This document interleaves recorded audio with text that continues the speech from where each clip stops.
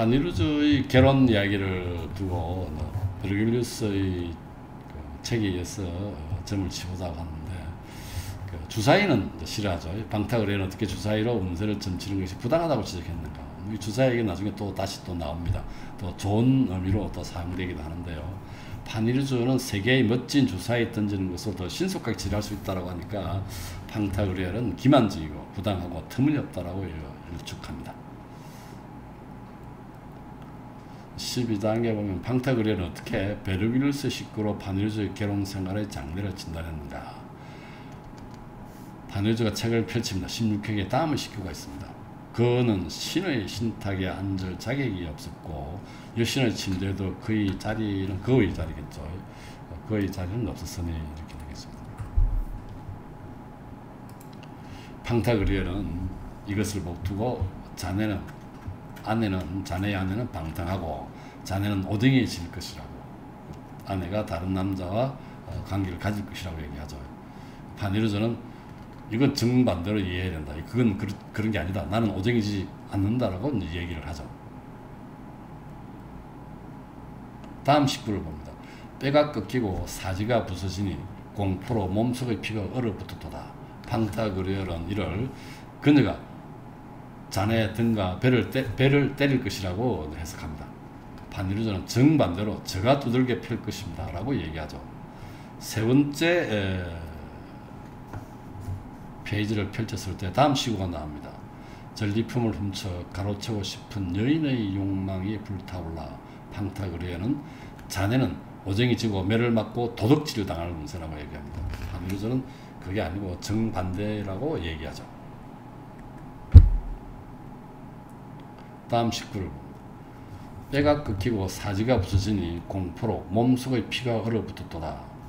방탁을해는 그녀가 자네 등과 배를 때릴 것이 정반대로 제가 두들겨 펼 것이라고 그랬고, 세 번째는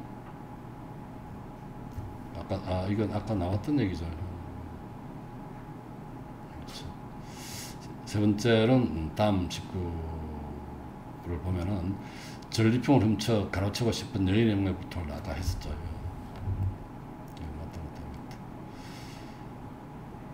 방탁을해는 어떻게 파니루즈에게 꿈으로 결혼 생활의 행불행을 점쳐볼 것을 충고했는가. 베르길리우스에 의한 운세 해석하는데 의견의 일치를 보지 못했죠.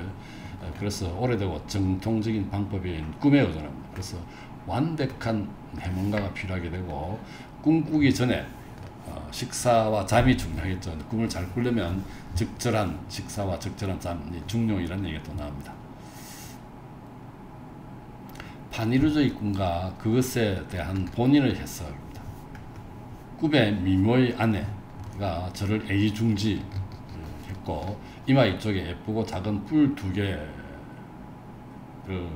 달았고 제가 탬버린으로 변하고 그녀는 올빼미로 변했다고 합니다. 그리고 잠이 중단되어 불쾌하고 당혹스럽고 승인한 상태로 소스라쳐 깨어났다고 얘기하죠. 그러니까 방탁을해는 자네는 오쟁이 지고 매를 맞는다는 거죠. 탬버린처럼. 그 다음에 도둑질을 당할 운세다. 올빼미처럼 도둑질을 당할 것이라고 얘기합니다. 장수도사도 이에 동감을 표시합니다. 즉 오쟁이 질 것에 동감을 표시하죠. 파니루즈는 제가 풍요의 불과 함께 온갖 이득을 취할 것이라고 얘기하죠. 그러나 방탁을해는 소스라치게 깨어나거나 불쾌하게 성난 상태로 꿈이 끝나버리면 불행의 징후를 알려주거나 불행을 예고하는 것이라고 합니다. 15장은 파니루즈의 변명과 절인 쇠고기와 관련된 수도원의 신비주의 전통에 관한 설명. 그러니까 파니루즈가 전하는 잘 보이기는 하지만 아무 말도 들리지 않습니다. 줄임배는 기가 없는 법이랍니다. 파니루즈가 상당히 부르장물이 없이 왕한테 대들듯이 이야기합니다. 성스러운 내배당은 수도원의 부엌을 얘기합니다. 아이소퍼스의 교훈담이라고 나와 있는데요. 목에 이제 2갈래로 갈라진 배낭이 있는데 앞쪽은 남의 잘못과 불행을 담아두는 배낭이죠. 그래서 눈에 잘 띄입니다. 상당히 알레고리죠. 뒤쪽은 자신의 잘못과 불행을 담아두는 것이죠. 볼 수도 들을 수도 없습니다. 하늘의 특별한 혜택을 받은 자들이 아니거든요. 그래서 이거는 이솝이죠. 아이소퍼스가 상당히 의미 있는 알레고리로서 이런 표현을 합니다. 사람은 자기 잘못은 잘 안 보이지만 남의 잘못은 잘 보인다는 거죠. 자, 뭐 불행도 마찬가지고요. 팡타그레를 어떻게 반의적에 팡주의 문화와 상의해 볼 것을 추구했는가. 지금 베르글리우스 책에 의한 점, 그 다음에 꿈도 꿈에 의한 해석도 반의적으로 승복하지 않으니까 팡타그레이 오랫동안의 그 애정 때문에 자녀의 행복과 이익을 생각하지 않을 수 없다. 그래서 팡주 마을의 문화와 상의해보자. 그래서 들어보자는 얘기입니다. 그래서 여기 또 이런 얘기가 나옵니다. 대자연은 눈과 혀, 문을 달거나 눈과 혀처럼 문을 달거나 가둬두지 않고 귀는 열려있는 상태로 있죠. 그래서 들어봄으로써 지속적으로 배우라는 뜻이라는 의미를 합니다. 상당히 재밌는 표현입니다. 그리고 여성이 늙으면 특출한 능력이 있다. 그래서 문화와 상의해보라고 얘기하면서 이런 얘기를 하죠. 그리고 판유저는 팡주의 문역이 어떻게 말했는가. 노파를 방문해서 자기 결혼 계획에 예정된 행운에 대해서 물어봅니다. 낡은 방추 3개와 제일 뾰족한 것 손에 쥐고 2개는 던집니다. 문제가요. 그 다음에 물레를 잡고 9번 돌렸다 마지막은 멈추기를 기다리죠. 에스클로스 한 짝을 벗고 앞치마 머리에 쓰고 이래서 낡은 천 모가리 묶었다가 뭐 합니다. 나뭇잎에 식구가 있는데요. 그 식구를 보면은 그녀는 그대 맹성의 껍질을 벗기리라. 그녀는 발현적 결혼한 여성이겠죠. 임신을 하겠지만 그대로부터는 아니다. 다른 사람의 애를 뵌다는 뜻이고, 그대의 삶았은 그대의 맛있는 끝부분을 빨아먹으리라. 그대의 가죽을 벗기겠지만 전부는 아니로다. 이런 식으로 식구를 줍니다. 18장은 팡타그레엘과 바니르전 어떻게 팡주의 문어의 식구를 다르게 해석했는가. 팡타그레엘은 역시 베르글리우스 꿈세를 밝혀준 것이다. 이것은 오쟁이 지고 임신을 한데 뭐 다른 사람 애를 뵌다는 거죠. 재산을 빼돌리고 자네에게 매질할 것이다. 그러죠. 바니르전은 이것은 제가 결혼하지 않으면 저희 미덕과 장점과 맹성을 얻을 수 없다는 거죠. 그래서 그런 의미고, 저를 임신한 거 아니잖아요. 저는 저로부터 임신이 비롯된 게 아니고, 저를 어떻게 임신합니까, 여자가. 그렇게 이야기를 또 우깁니다. 맛있는 부분 빻 것은 또 다른 알레고리죠. 그 다음에 가죽을 벗기지만 전부 아니면 멋진 말이다. 유대인 할례를 얘기하고 있습니다. 그 다음에 19장은 팡타그레는 어떻게 벙어리들의 조언을 찬양했는가. 자, 그럼 그걸 자꾸 이렇게 안 맞으니까 우기니까 글과 말은 모호하니까, 그 다음에 난해하다. 짧아서 또 오리거를 자주 범하니까 록시아스나 유피테르, 암몬처럼 벙어리에게서 말 대신 몸짓으로 조언을 들어보자. 그래서 그러면 벙어리 중에 어떤 벙어리가 좋겠냐, 여자 벙어리가 좋겠다 해서 여자 벙어리를 찾아갑니다. 그래서 나저드 카브르가 어떻게 파니르즈의 몸짓으로 대답했는가. 엄지와 검지 손가락을 뺀 나머지 두 손가락이 서로 맞닿게 하고 그렇습니다. 그리고 팡타그레는 결혼한다. 30이라는 수는 결혼을 의미한다는 거예요. 손가락이 나타나는 30이라는 거죠. 왼손을 공중으로 더 높이 쳐들고 5손가락을 모두 펼쳐 멀리 벌립니다. 팡타그레는 이게 5다. 그러면 남성인 숫자 3, 남성 수인 3과 여성 수인 2의 결합이다. 결혼을 의미한다. 몸을 왼쪽으로 틀며 몸을 흔들며 재채기한다. 왼쪽으로 틀으면서 안 좋은 방향으로 제로부터 자네는 결혼하는데 불길하다. 불행해진다. 그래서 결국 자네는 결혼하고 오쟁이 치며 매를 맞고 도둑질을 당하리라는 전개다. 그러니까 바니르전은 결혼한다는 것은 받아들이지만 그 다음 말씀에 대해서는 이의를 제기한다는 거죠. 받아들이지 않는다는 얘기입니다. 그 21장에 보면은 팡타그레라고 얘기가 안 맞죠. 그래서 21장은 바니르전은 어떻게 라비나 그로비스라는 이름의 늙은 시인의 조언을 들었는가. 팡타그레를 이러죠. 자기 주장을 고집하는 사람, 바니르전을 두고 하는 말은 일찍이 본 적이 없다. 그래서 다 해보자는 거죠. 모든 도를 움직여보자. 다 해보자. 그래서 사람이 죽음이 다가오면 을의 예언자가 되고, 아폴론은 예언자라고 알려져 있죠. 아폴론은 영감을 받아 미래의 일을 점치게 된다. 알게 된다는 거죠. 그래서 늙은 시인한테 찾아갑니다. 하는 얘기가 그녀를 얻으러 얻지 말아라. 그녀를 얻으면 잘한 일이로다. 실제로 그녀를 얻지 않는다면 절도 있는 행동을 한 것이로다. 뛰어가라. 그러다 보통 걸음으로 걸어라. 물러서라. 단호하게 들어가라. 그녀를 얻으라 말아라. 굶어라. 2배로 식사를 해라. 다시 만든 것을 부숴라. 부순 것을 다시 만들어라.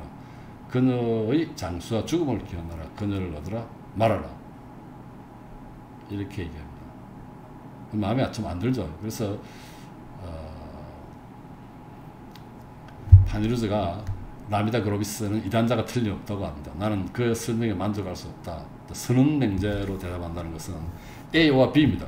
그럼 이거는 뭐 둘 중에 하나만 돼도 true이기 때문에 이래도 되고 저래도 된다는 그런 뜻이죠. 이걸 disjunctive proposition이라고 그러는데 disjunction이라고 하는 것은 오하죠. 그래서 선언맹제, 이걸 우리말로 선언맹제로 번역했네요.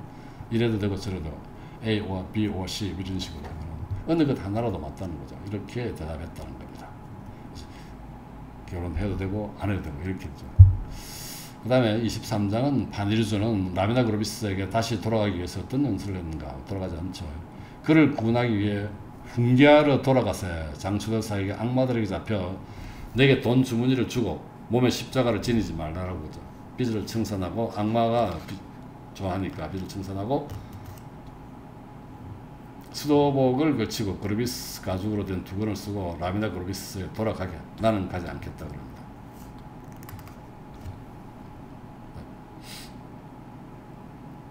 파니루즈가 어떻게 에피스테몽의 조언을 들었는가. 이 에피스테몽은 조금 식자죠. 근데 파니루즈가 나는 결혼하고 싶은 욕망이 사로잡혀 있다고 하고 고민하니까, 하지만 오쟁이 지고 불행해질까봐 들었다고 하니까 에피스테몽이 그 신탁들의 결정이 어떨 것인지 들어보러 가는 것에 찬성하겠네. 그럴지 않을지도 모르지만 이것도 선언맹제라는 것은 가능할 수도 있고 안 갈 수도 있다는 그런 뜻이겠죠.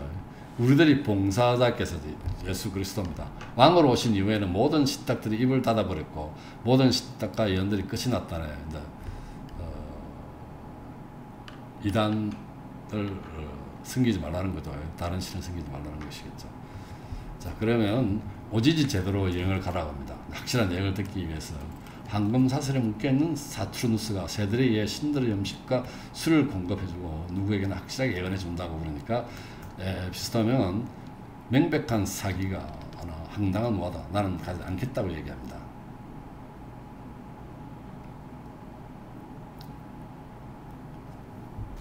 파니루즈가 어떻게 헤르트리파의 조언을 들었는가. 에피스테몽은 헤르트리파 신비주의 철학자죠. 이게 자네 문제를 상의해보자고 합니다. 점성술이나 흑점, 수상, 꼴상, 다른 점술로 미래를 예언하는 것이죠. 헤르트리파가 오쟁이 진 남편의 관상과 육모고 체면을 잃고 치욕을 당한다. 불길한 손금은 오쟁이 진 남편에게만 나타나는 것이고 흑점도 오쟁이 출생 시 별자리도 그렇다. 그래서 결국은 오쟁이 지고 아내에게 매를 맞고 도둑질을 당할 것이라고 예언합니다.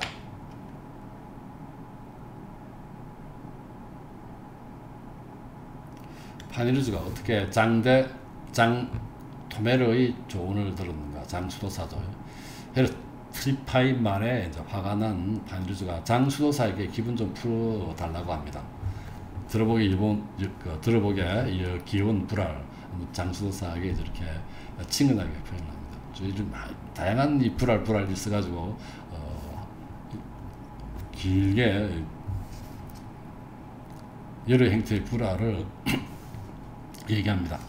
그래놓고 내가 결혼을 해야 되겠는가 말아야겠는가 물어보자. 장수도사가 자꾸 이러니까 악마의 이름을 결혼해라. 그러니까 파니루즈가 자네가 온당한 말을 해줬네.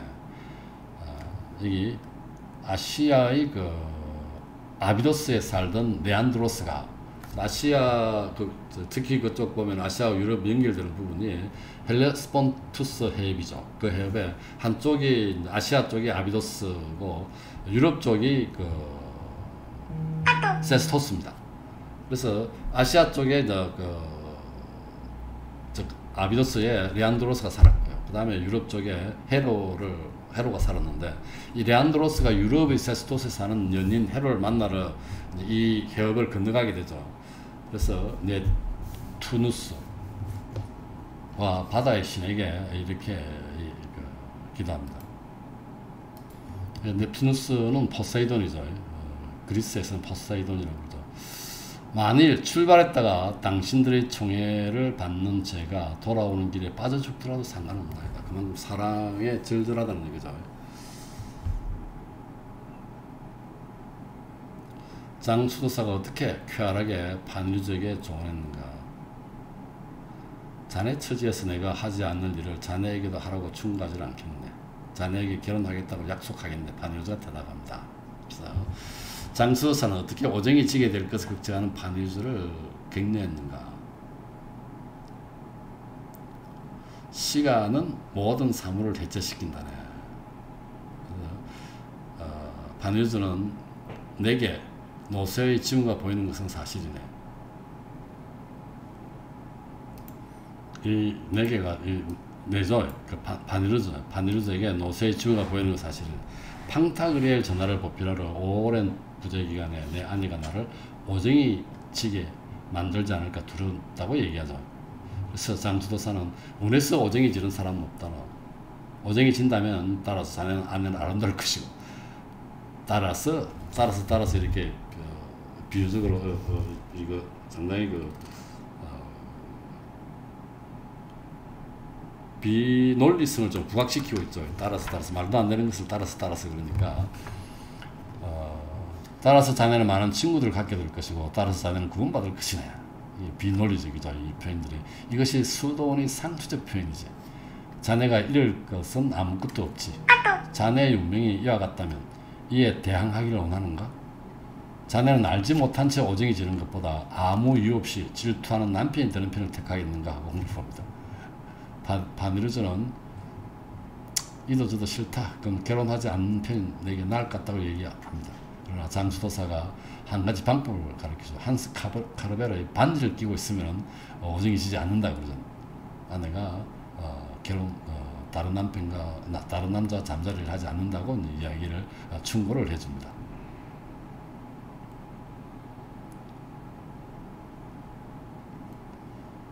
팡타그리엘은 이 반유주의 공경을 해결해주기 위해서 이제는 신학자, 법률가, 의사와 철학자를 모이게 합니다.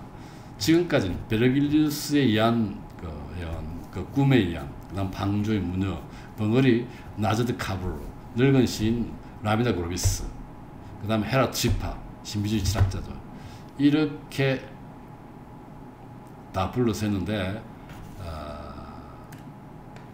이 반유주가 승복하지 않죠. 라비나 그로비스 늙은 시인이 써준 글을 팡타그리엘이 읽고 난 후에 내 마음에 드는 답변이라고 얘기합니다. 누구나 자기 자신의 생각에 대해서 스스로 판정을 내려야 하고 다른 사람의 조언을 구할 필요가 없다고 하는 것이죠.